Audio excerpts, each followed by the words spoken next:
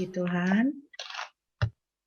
Shalom semuanya. Pagi ini saya mau mengajak kita melihat dalam kitab Kejadian pasal yang ke-37.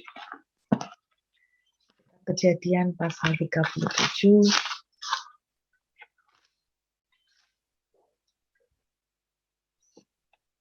Kalau saudara ingat beberapa waktu yang lalu saya sempat membagikan tentang apa yang harus kita persiapkan untuk menghadapi masa-masa yang akan datang, terlebih 1,5 tahun yang akan datang ini. Bagaimana saya percaya, seperti kejadian di dalam kisah kehidupan janda Sarfat, ada pemeliharaan Tuhan yang supranatural yang Tuhan akan lakukan buat kita. Kita akan melihat hal yang sama, yang waktu itu saya pesan buat semua teman-teman, apa yang harus kita lakukan, sehingga kita boleh mengalami pemeliharaan surga yang luar biasa seperti yang dialami oleh janda Sarfat, bahwa tepung di dalam tempayan itu tidak pernah habis dan minyak di dalam buli-bulinya tidak pernah berkurang. Kita Kejadian pasal yang ke-37 ayat 3. Ada satu prinsip yang menjadi kunci dari seberapa banyak yang kita bisa terima, seberapa banyak yang kita mau terima dari Tuhan. Nah, ini kunci yang sama yang seperti yang dialami pada kisah janda Sarfat, saya temukan juga dalam kisah kehidupan Yusuf. Kejadian pasal 37 ayat yang ketiga, Alkitab menuliskan begini. Israel lebih mengasihi Yusuf dari semua anaknya yang lain. Sebab Yusuf itulah anaknya yang lahir pada masa tuanya, dan ia menyuruh membuat jubah yang maha indah bagi dia. Saudara, ada satu icon atau satu barang yang mencolok sekali yang selalu dikaitkan dengan cerita Yusuf, yaitu jubah yang maha indah. Nah, pagi ini kita akan berbicara tentang jubah ya. Pertama kali Yusuf muncul di permukaan, Alkitab menceritakan dia sosok yang sangat di-VIP-kan oleh bapaknya, dan dia didandanin bapaknya begitu ganteng, begitu elegan, sampai secara khusus dipersiapkan jubah yang maha indah. Nah, mari kita akan lihat proses perjalanan dari jubah. Karena jubah ini penting sekali konteksnya dengan hidup kita. Apa artinya jubah? Banyak hal ya, jubah di sini berbicara tentang banyak hal. Jubah di sini bisa berbicara tentang kebanggaan. Jubah di sini bisa bicara tentang pride atau harga diri. Jubah di sini juga bisa bicara mengenai status. Jubah di sini juga bisa bicara mengenai kehormatan, kemuliaan. Nah, Anda akan lihat tidak ada yang di Alkitab itu ditulis secara kebetulan. Semua ada maksudnya. Kita lihat ada 3 tahapan yang dialami dalam kehidupan Yusuf yang berkaitan dengan jubah. Dan saya percaya jubah ini bukan cuma sekedar simbolik, tapi ada makna yang luar biasa ya. Kejadian pasal 37 ayat yang ke-23. Perhatikan, apa yang terjadi pada jubah yang maha indah yang dipakaikan oleh ayah dari Yusuf kepadanya. Hal pertama yang terjadi, lihat ayat 23. Baru saja Yusuf sampai kepada saudara-saudaranya, mereka pun menanggalkan jubah Yusuf, jubah maha indah yang dipakainya itu. Saudara, sama seperti kehidupan Yusuf, ada keadaan-keadaan di mana saudara dan saya itu dalam tanda kutip kita itu dipaksa. Apa yang menjadi jubah yang maha indah yang kita kenakan dirampas, ditanggalkan. Harga diri, status, kehormatan. Bahkan kalau menurut saya jubah bukan hanya berbicara di situ, tapi jubah berbicara tentang sesuatu yang kita mau, sesuatu yang kita sukai, impian-impian kita, planning-planning kita. Karena kalau saudara baca, setelah Yusuf mendapatkan jubah maha indah, saya membayangkan ketika dia memakai jubah yang maha indah, dengan bangganya dia tunjukkan sama koko-kokonya, nih lihat aku ganteng kan, nih lihat ini jubah yang hebat, nih lihat jubahku yang luar biasa.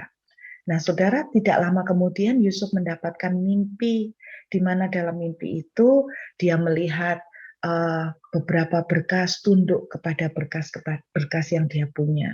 Kemudian dia melihat benda-benda di langit itu menghormati. Saudara, semua berbicara tentang visi, semua bicara tentang impian yang Tuhan taruh dalam kehidupan Yusuf, bahwa suatu saat dia akan menjadi leader, suatu saat dia akan menjadi orang yang dimuliakan, suatu saat dia akan menjadi orang kehormatan. Mungkin hari ini Tuhan juga sudah memberikan kepada saudara sebuah impian. Mungkin hari ini Tuhan sudah memberikan kepada saudara sebuah visi. Visi yang indah banget, visi yang luar biasa tentang masa yang akan datang. Visi tentang keluarga yang dimuliakan, visi tentang keuangan yang diberkati, visi tentang pekerjaan yang diangkat oleh Tuhan yang luar biasa. Dan saudara, apa yang terjadi? Pada tahapan yang pertama dari kehidupan Yusuf, kita melihat bahwa semuanya dirampas. Jubah yang maha indah itu dirampas. Dan kita tahu ceritanya, Yusuf dibuang ke dalam sumur dan keadaan totally terbalik 180 derajat. Bukannya jadi pemimpin, malah jadi budak. Bukannya dihormati, malah dihina. Bukannya dapat penghargaan, malah dapat direndahkan oleh saudara-saudaranya, bahkan dibuang pada derajat yang sangat bawah. Dari impian menjadi pemimpin, dari impian menjadi seorang yang dimuliakan, berubah total 180 derajat menjadi seorang budak. Kenapa? Gara-gara apa yang menjadi jubah yang maha indah yang Yusuf banggakan itu dirampas. Dan saya percaya Tuhan izinkan juga, kadang-kadang Tuhan izinkan impian saudara, visi yang Tuhan sudah kasih, sepertinya dalam tanda kutip diambil semuanya dari saudara. Dan selama 1,5 tahun ini dengan semua adanya COVID, banyak planning kita tertunda, bahkan mungkin berantakan, bahkan mungkin banyak dari saudara sudah mulai kehilangan harapan dan impian yang saudara sudah pernah punya sebelumnya. Nah, mari kita lihat, tidak berhenti sampai di sini. Kita lihat perjalanan tentang jubah. Kejadian 39 ayat yang ke-12. Kejadian kedua yang kita tahu ya, Yusuf setelah dibuang jadi budak, kita tahu perjalanannya, dia diangkat jadi tangan kanan Potifar. Alkitab menuliskan dia dipercaya semua yang Potifar miliki kecuali istrinya. Saudara, Potifar itu seorang taipan, ya. Taipan itu dia itu seperti tangan kanan raja, tapi juga dia mempunyai bisnis, jadi konglomerat. Dia banyak sekali bisnisnya, dan di situ semua dipegangkan oleh Potifar kepada Yusuf. Dan pada saat itu pasti dong, Yusuf itu memakai jubah yang indah juga dong, karena dari status dari budak, kemudian diangkat menjadi tangan kanan Potifar, jubahnya pasti berbeda. Lihat, di sini dia mulai didandanin bagus lagi, dia mulai dapat kemuliaan, dia mulai dihormati, jabatan, status naik. Tapi kemudian apa yang terjadi di ayat yang ke-12 dan 13, perhatikan. Lalu perempuan itu memegang baju Yusuf sambil berkata, marilah tidur dengan aku. Perhatikan kalimat ini. Tetapi Yusuf meninggalkan bajunya di tangan perempuan itu dan lari keluar. Ketika dilihat perempuan itu bahwa Yusuf meninggalkan bajunya ke dalam tangannya dan telah lari keluar. Perhatikan kata kuncinya, meninggalkan baju. Anda lihat ada pergeseran terjadi. Pada waktu kejadian 37 ayat 23, baju atau jubah Yusuf dirampas. Jadi bukan keinginan Yusuf, dirampas dengan paksa. Ada mimpi, ada planning yang dirampas dengan paksa. Visi, semua dirampas dengan paksa. Harga diri dirampas dengan paksa. Tetapi amazing di ayat Kejadian 39 ayat 12 dan 13 ada kata-kata yang berbeda banget. Yusuf bukan dirampas bajunya, tetapi Alkitab menuliskan Yusuf meninggalkan bajunya. Ada sebuah perubahan attitude di sini kalau Anda lihat. Yang pertama tadi dia dirampas, dan yang di sini Yusuf dengan keputusan, dengan kerelaan, dia meninggalkan bajunya untuk lari. Dengan kerelaan dan kesadaran dan keikhlasan, Yusuf melepaskan bajunya. Perhatikan, ketika yang pertama dia terpaksa, dia dirampas. Tapi pada waktu attitude yang kedua, bajunya dia sengaja untuk rilis dan tinggalkan. Nah, Bapak Ibu, tidak dijelaskan secara persis berapa lama kejadian ini berlangsung dari Kejadian 37 ayat 23 sampai dengan kisah Yusuf mengalami ketemu dengan Tante Potifar. Tetapi beberapa narasumber menuliskan bahwa pada waktu Yusuf ada di penjara, karena ketika Yusuf ikhlas meninggalkan bajunya, tidak lama kemudian Yusuf ditangkap, dimasukkan penjara. Beberapa artikel dan interpretasi menyebutkan bahwa Yusuf ada di dalam penjara selama 2 tahun. Total, Yusuf dari kejadian dibuang jadi budak sampai Yusuf menjadi tangan kanan Firaun, total ada sekitar 13 tahun. Berarti perkiraan saya, tahapan yang pertama itu terjadi sekitar 10 tahunan. Cukup lama. Yang saya mau tunjukkan, perhatikan. Ketika Yusuf bajunya dirampas, jadi terpaksa ya, namanya dirampas berarti dia tidak mau itu dirampas. Dia tidak mau itu diambil. Dia senang banget kok dengan jubah maha indah. Itu 10 tahunan. Dan ketika Yusuf dengan sikap hati ikhlas melepaskan bajunya, melepaskan kedudukan, melepaskan kenyamanan, melepaskan kenikmatan, melepaskan apa yang enak buat dia, bahkan mengikhlaskan impiannya, mengikhlaskan, mungkin dia berpikir, oh aku mimpiku udah barusan tercapai jadi pemimpin, tiba-tiba ngalamin begini, dia ikhlaskan, dia tidak mempertanyakan Tuhan, dia tidak berontak kepada Tuhan, dia dengan sengaja memutuskan untuk meninggalkan bajunya. Sekarang saya ajak lihat, inilah titik klimaks dari perjalanan soal baju ya. Kejadian 41 ayat yang ke-42. Perhatikan. Sesudah itu Firaun menanggalkan cincin meterainya dari jarinya dan mengenakannya pada jari Yusuf. Perhatikan, dipakaikannya kepada Yusuf pakaian daripada kain halus dan digantungkannya kalung emas pada lehernya. Tahap pertama, baju Yusuf yang maha indah dirampas dengan paksa. Tahap kedua, Yusuf dengan ikhlas melepaskan. Pada tahap ketiga, Yusuf mendapatkan pakaian yang maha indah plus kalung emas pada lehernya dan cincin meterai otoritas di tangannya. Dengarkan. Ini yang saya tangkap. Ketika Yusuf punya sikap hati ikhlas, rela melepaskan. Mungkin impiannya, dia tidak mengerti kenapa seperti ini. Tetapi dia tidak berontak sama Tuhan. Dia ikhlas. Mungkin dalam konteksnya dia berkata, Tuhan aku tidak mengerti. Tapi aku mau percaya kepadamu. Silakan paksakan kehendakmu dalam hidupku. Apapun yang kamu mau. Jadilah seperti yang kau kehendaki. Ketika Yusuf ikhlas. Pada akhir ceritanya kita tahu. Yusuf bukan cuma mendapatkan jubah indah. Bahkan ketambahan 2 item. Cincin otoritas, cincin meterai itu otoritas, dan kalung emas itu bicara tentang kekayaan, bicara tentang materi. Kalau cincin bukan bicara tentang materi, tapi power.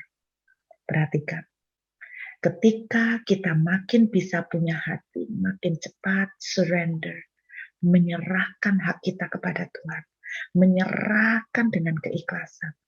Percayalah, pada ujungnya kita akan menerima jauh lebih banyak dari apa yang kita lepaskan.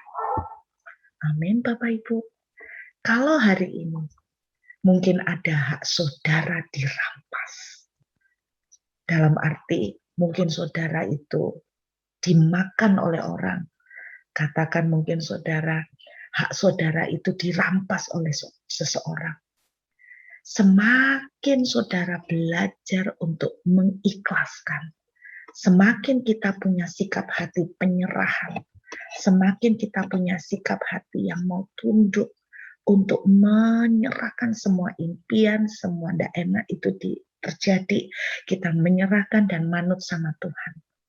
Pada ujungnya, Anda akan melihat, Anda kehilangan satu, tapi Anda dapatnya 3, kan kira-kira seperti itu. Dari satu item yang hilang, 3 yang didapatkan Yusuf. Dan tidak kebetulan, angka 3 itu angkanya Tuhan. Bukan hanya Yusuf mendapatkan kemuliaan, tetapi dia juga mendapatkan kekayaan dan dia mendapatkan otoritas. Kuncinya, seberapa makin ikhlas saudara menyerahkan kepada Tuhan, semakin besar yang Tuhan akan lepaskan. Bahkan 3 item yang saya percaya Tuhan akan makin rilis semua yang dia punya, semua yang dia miliki. Tuhan akan rilis kepada Bapak, Ibu, dan saya. Apa yang dirampas dari saudara pagi ini? Apakah itu harga diri? Apakah seseorang menampar pipi kanan saudara? Alkitab mengajarkan makin kita belajar menyerahkan pipi kiri. Tuhan katakan, barang siapa kehilangan nyawanya, dia akan mendapatkan kembali nyawanya. Bahkan 100 kali lipat. Amin. Yohanes pasal yang ke-12 ayat 24, tidak usah kita buka, mengatakan begini. Sebuah biji, hanya 1 biji saja, kecuali dia jatuh ke tanah dan mati, maka dia akan tumbuh menjadi makin banyak. Di dalam kekristenan itu punya prinsip yang berlawanan ya. Ada banyak prinsip yang kelihatan konyol. Kalau di dunia mengatakan kamu makin lepaskan makin hilang. Tetapi di dalam kekristenan justru kunci untuk mendapatkan banyak, kita harus rela untuk melepaskan kepada Tuhan. Makin rela kita lepaskan mimpi, makin rela kita mempercayakan kepada Tuhan tanpa mempertanyakan. Ingat ya, stage yang pertama terjadi pada kehidupan Yusuf 10 tahun lebih. Stage yang kedua sejak Yusuf belajar untuk meninggalkan. Bahkan saya yakin gini ya, Yusuf ketika masuk penjara, mungkin dalam pikirannya tuh gini, ya ampun, kejadian lagi, Rek. Kemarin sudah masuk sumur, sudah enak, apa yang Tuhan impikan kepada saya, kok seperti sudah terjadi. Saya ngalamin lagi, masuk sumur yang kedua kali. Mungkin pada waktu dia di dalam penjara di situ, mungkin Yusuf itu udah ngomong, udah wis Tuhan, terserah Tuhan mau apa-apain saya. Aku menyerahkan semua kepadamu. Jadi saudara, disitulah saya percaya ketika itu kita lakukan. Hanya 2 tahunan, Yusuf itu ada di dalam penjara, kemudian dia langsung naik level, gila banget, luar biasa. Perhatikan, Tuhan bahkan menambahkan lebih banyak dari apa yang kita lepaskan kepada Tuhan. Apa yang menjadi mimpi saudara ketika 1,5 tahun ini seperti berantakan? Belajar untuk surrender. Belajar untuk memiliki attitude seperti Yusuf yang ikhlas. Tuhan, aku tidak mengerti, tapi aku belajar percaya kepadamu. Makin kita belajar mempercayai Tuhan, seberapa besar yang kita percayakan kepada Tuhan, semakin dahsyat yang Tuhan akan berikan kepada kita. Amin Bapak Ibu, bukankah ini yang Yesus lakukan? Dia menyerahkan nyawanya untuk mendapatkan jauh lebih besar. Apa? Keselamatan semua orang di muka bumi. Yuk kita siapkan hati untuk mengangkat tubuh dan darah. Pagi ini saya ingin mengajak kita semua belajar mengucap syukur. Ingat ya, belajar mengucap syukur untuk impian yang sedang dalam masa menunggu. Belajar mengucap syukur untuk saudara yang sedang menanti-nantikan pemulihan. Belajar mengucap syukur ketika skenario yang Anda hadapin hari ini kok nggak sama dengan apa yang Anda rencanakan. Saya berdoa pagi ini kita punya sikap hati seperti Yusuf yang belajar untuk meninggalkan jubahnya. Saya berdoa pagi ini kita belajar, terima kasih Tuhan. Aku percaya Tuhan mengatur semua baik adanya. Dan aku percaya Tuhan luar biasa pasti menepati janji. Dan saya percaya pengaturan Tuhan sempurna.